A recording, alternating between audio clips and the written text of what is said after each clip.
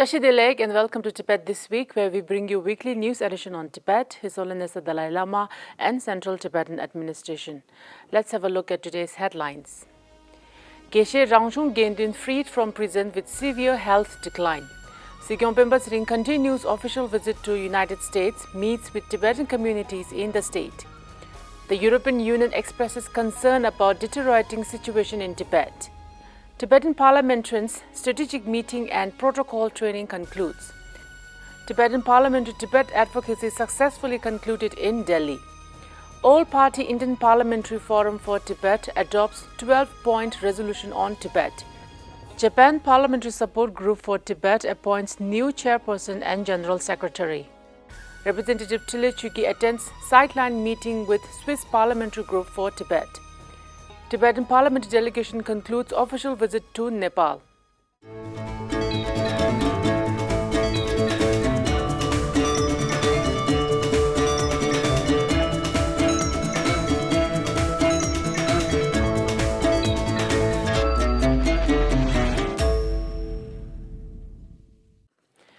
Geshe Rachung Gendun was released on 16 November after serving 3.5 years in prison. According to reliable sources, his health has deteriorated significantly over the years. Tragically, his 85-year-old mother, who faced harassment from Chinese authorities, passed away on 10th June this year without receiving proper medical care or seeing her son one last time. Geshe Rachung Gendun was arrested on 1st April 2021 from Kirti Monastery in Ngapa County. His whereabouts remained unknown for months. It was only in mid-2022 that he was revealed to have been sentenced for allegedly sending offerings abroad to His Holiness the Dalai Lama and Kirti Rinpoche. His family was denied visitation and information throughout his imprisonment. This was not Geshe Rachung's first arrest. In 1998, during the Chinese government's patriotic education campaign at Kirti Monastery, he was detained for protesting restrictive measures, including bans on His Holiness the Dalai Lama's photos and Tibetan independence slogans. He endured further harassment and interrogations over the years, including raids on his residence during a period of self-immolation protests in Ngaba. A devoted scholar, Geshe Rachung excelled in monastic education and was pursuing his Geshe degree examinations when abruptly arrested in 2021. His family has faced relentless persecution, including the tragic self-immolation of his uncle, Dabun, in 2022. His mother, subjected to strict surveillance, succumbed to illness amidst these hardships.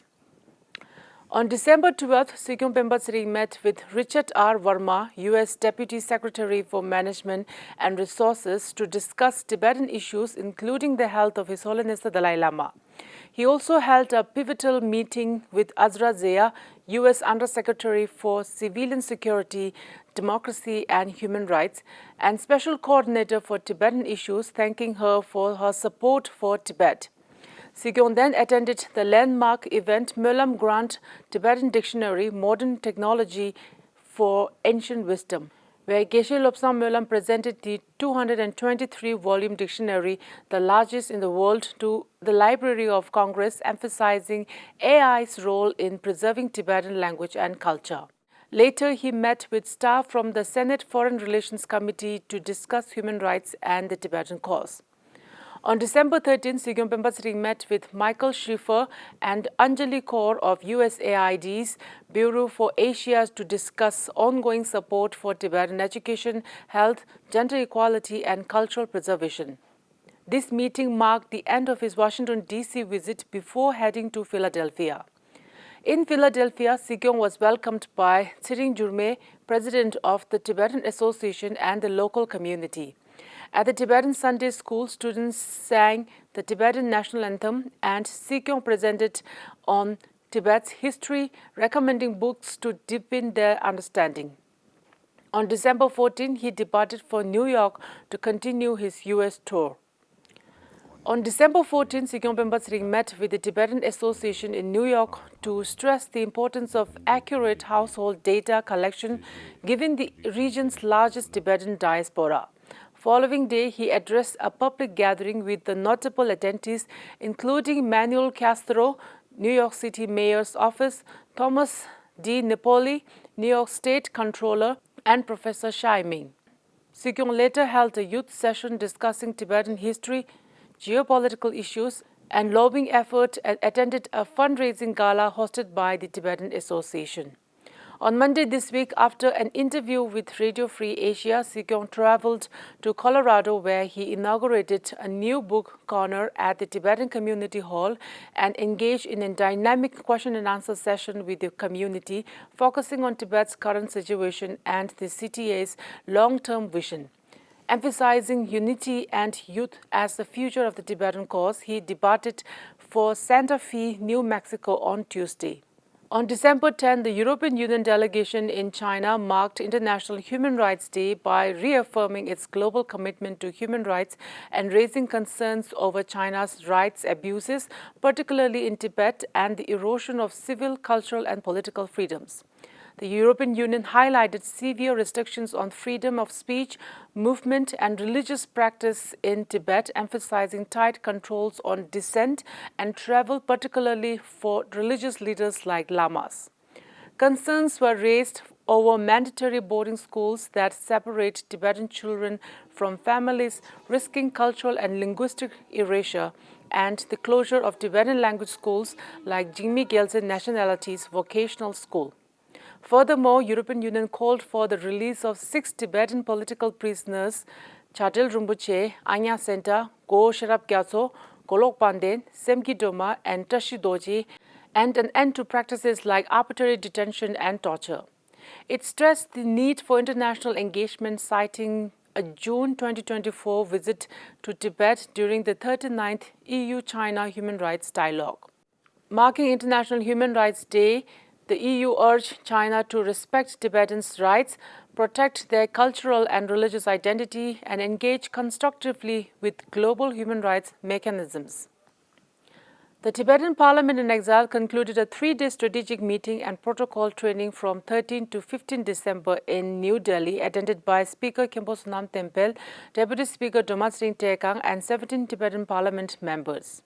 Distinguished speakers included MP Shri Tapir Gao, co-chair of the All-Party Indian Parliamentary Forum for Tibet, Professor Sunaina Singh, former Nalanda University Vice-Chancellor, Ambassador Dilip Sinha, former UN envoy, and Sonam Dechen, Associate Director of the Tibetan Center for Conflict Resolution. Shri Tapir Gao emphasized the global importance of Tibet and His Holiness the Dalai Lama, raising concerns about China's interference in the Dalai Lama's reincarnation and Tibet's cultural genocide. Sessions focused on enhancing diplomatic skills, international outreach, and promoting Tibet's cause in India's foreign policy. Protocol experts Mark Verheul and Maryse Larcher-Malay led training on international protocol, etiquette, and the integration of AI in diplomacy. Deputy Speaker Doma Tsering Tekang and NDI Chief of Party Leela Mulukutla gave closing remarks. The program was supported by USAID and NDI. The Tibetan Parliament in Exile successfully concluded a 3-day advocacy campaign in New Delhi, 16 to 18 December, coinciding with India's winter parliamentary session.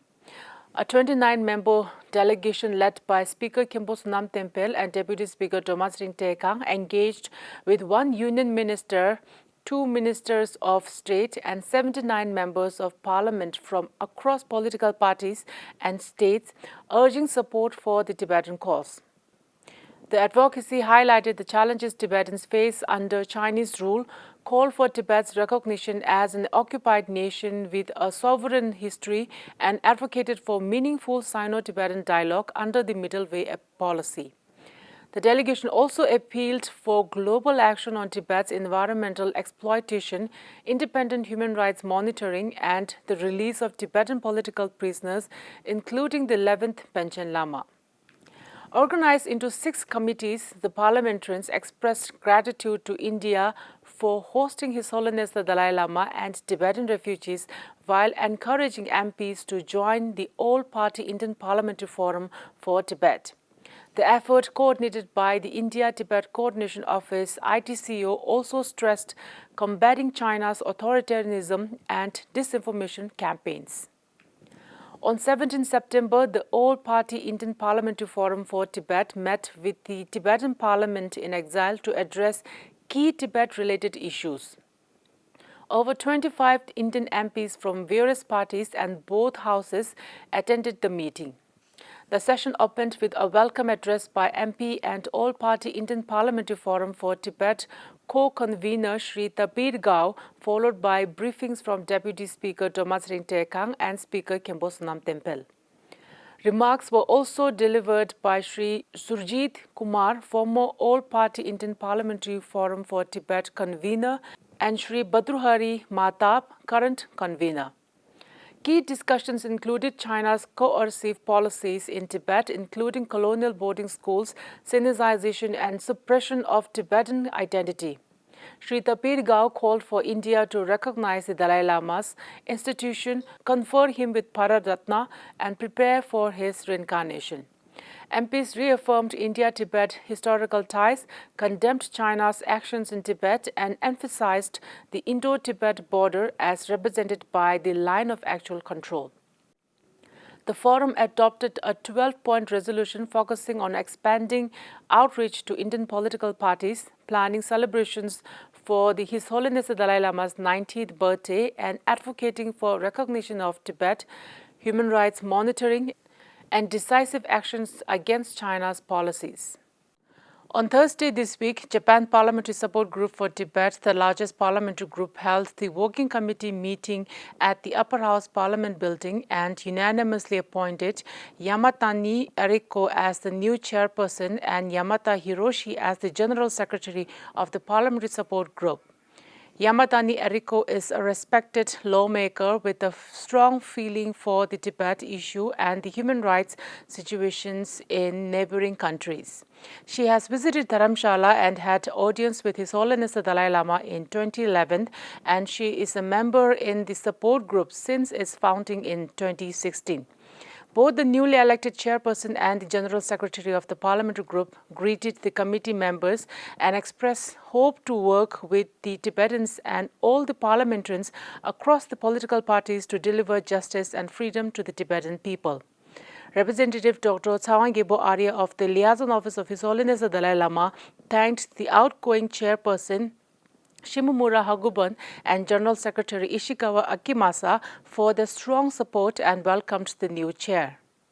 During the Swiss Parliament's winter session, 2nd to 19 December, the Swiss Parliamentary Group for Tibet held a meeting on 11th December, presided over by the MP Nicholas Walter and attended by MPs Fabiana Molina, Maya Graf, Sibel Arslan, Rafael Mahem, and Sofia Mehot Jigon. The meeting also included Representative Thinlay Chukki, UN Advocacy Officer Pinzo Topkel, and Thomas Buckley, former president of the Swiss Tibetan Friendship Association. Discussions covered issues such as the 2025 World Parliamentarians Convention on Tibet, the 90th birthday celebration of His Holiness the Dalai Lama, the 30th anniversary of the 11th Panchen Lama's disappearance, and a planned Swiss Parliament visit to Dharamshala in 2025. The next meeting is scheduled during the 2025 spring session, 28th February to 19th March. As part of the 17 Tibetan Parliament in Exiles program, parliamentarians Lobyen Thupten Gelsen and Lageri Namgye concluded the official visit to Nepal from November 30 to December 13th this year.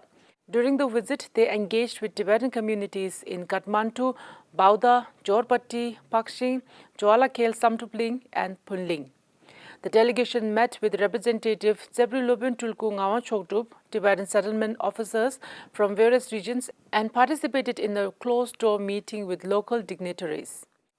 They also inspected schools and offices under Tibetan settlements and visited monasteries to pay their respect to local lamas. The visit concluded successfully on December 13. That is all the news for this week's edition of Tibet This Week. Thank you so much for watching.